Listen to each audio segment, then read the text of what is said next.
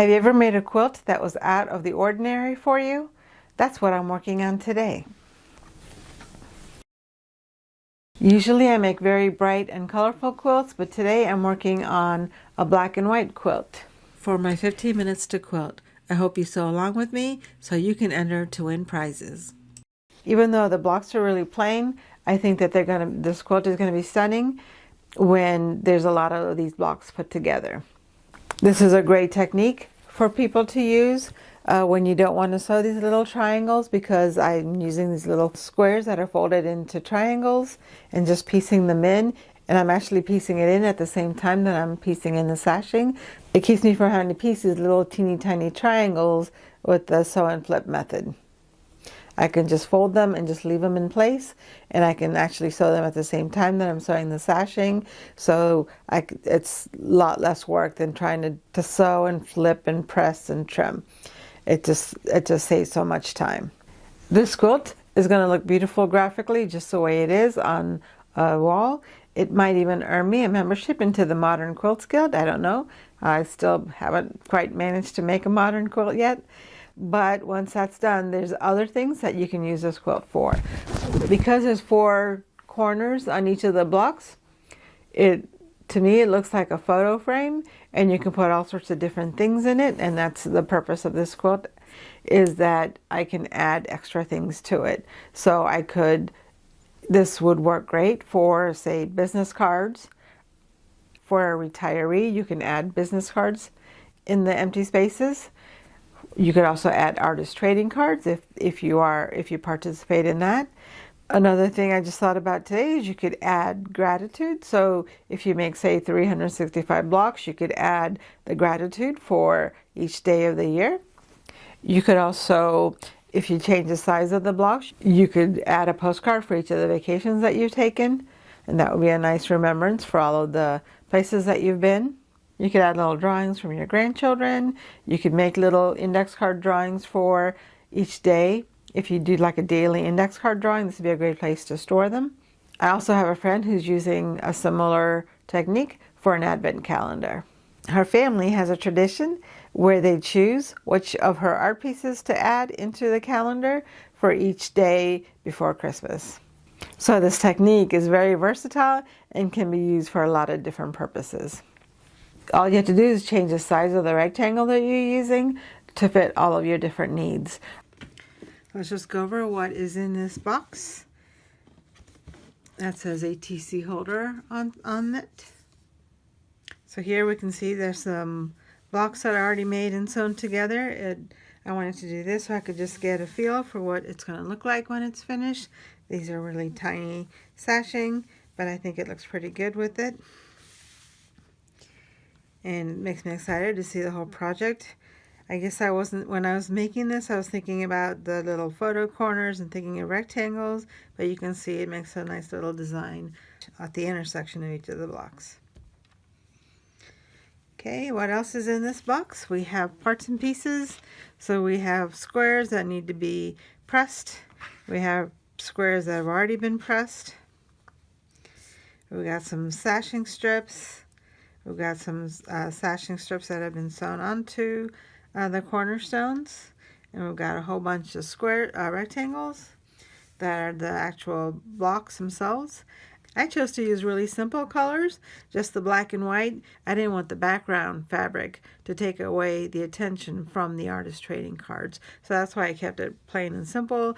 There is a little subtle design here, so it's not boring. And even the black has a design on it, so I think it adds just enough interest to keep it interesting without overwhelming the art. I also have some more sashing strips here, a whole bunch more rectangles. I can sew these little triangles and the sashing onto the blocks to make more blocks. What I did is I just put the triangles on all 4 sides of the block.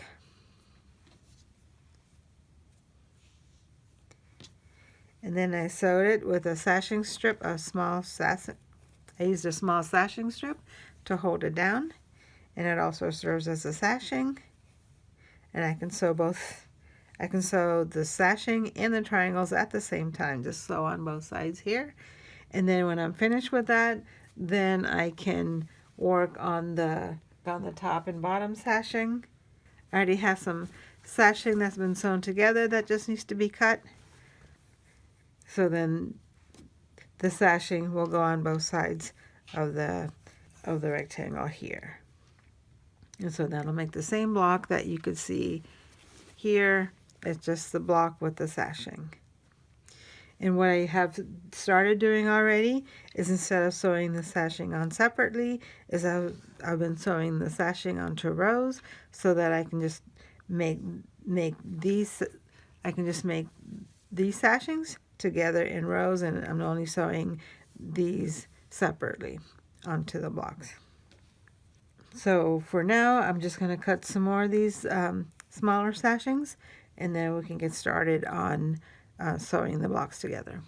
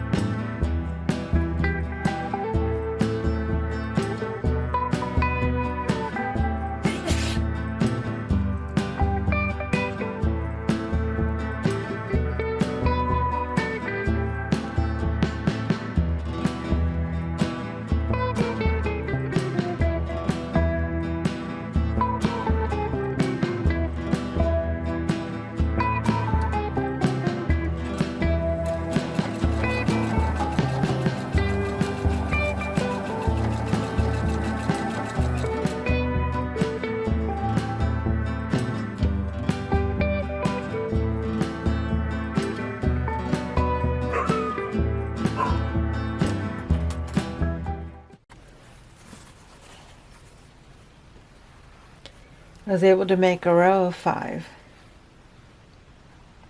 I hope that you enjoyed watching me make progress on my project. This video is a series of videos where I show you the projects that I'm working on every day in the month of December. I work on a project for 15 minutes to show you how much work I can get done in 15 minutes, and I invite you to sew along with me. And I hope that you got a chance to sew along with me, and if you did, be sure to enter for prizes. Don't forget that we have a Facebook page where you can show what projects you're working on. We'd love to see your projects. I'll put a link to yesterday's video here in case you missed it. Thank you for watching. I appreciate all of your support, and I hope to see you again tomorrow.